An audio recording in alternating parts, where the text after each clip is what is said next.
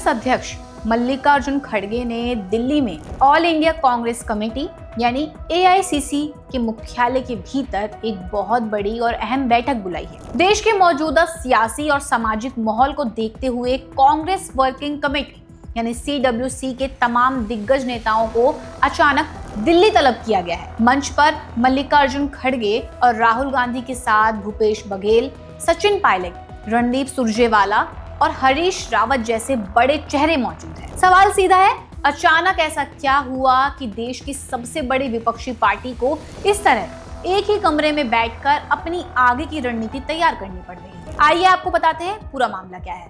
नमस्कार, मैं हूं जानसी और आप देख रहे हैं डायनामाइट न्यूज। आज हम बात करेंगे दिल्ली के सियासी गलियारों में हलचल पैदा करने वाली इस सबसे बड़ी बैठक के बारे में।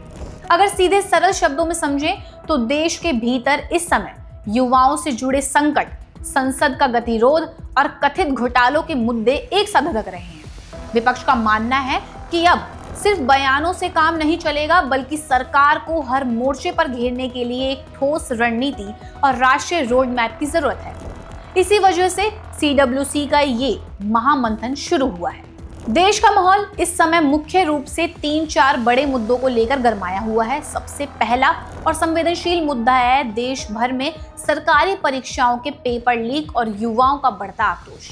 जब छात्र धांधली के खिलाफ सड़कों पर उतरे तो उन पर हुए पुलिस बल प्रयोग और लाठीचार्ज ने आग में घी डालने का काम किया, जिससे विपक्ष को आरोप लगाने का मौका मिल गया कि युवाओं की आवाज दबाने की कोशिश हो रही है। इसके साथ ही अयोध्या के राम मंदिर के चढ़ावे और चंदे से जुड़ी कथित गड़बड़ी के आरोपों ने सियासी पारा और ज्यादा बढ़ा दिया, जिसके चलते संसद के भीतर और बाहर विपक्ष की आवाज दबाने के आरोपों को लेकर कांग्रेस ने केंद्र सरकार की सीधी घेराबंदी करने का फैसला किया है।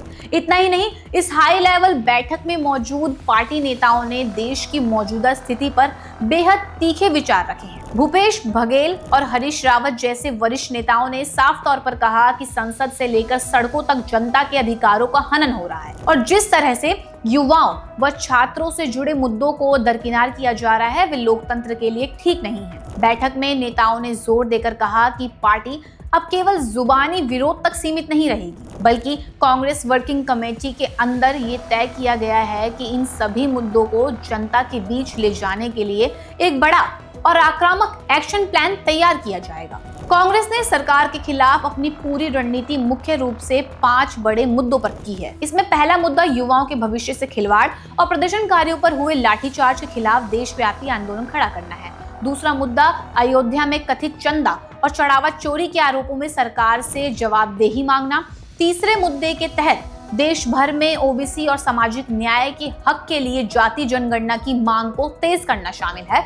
चौथा मुद्दा संसद में विपक्ष की आवाज दबाने और देश के मौजूदा राजनीतिक माहौल पर सरकार को घेरना है। जबकि पांचवा और अंतिम मुद्दा जमीनी स्तर पर कार्यकर्ताओं को एक्टिव करके सीधा जनता से जुड़ने का प्लान बनाना है।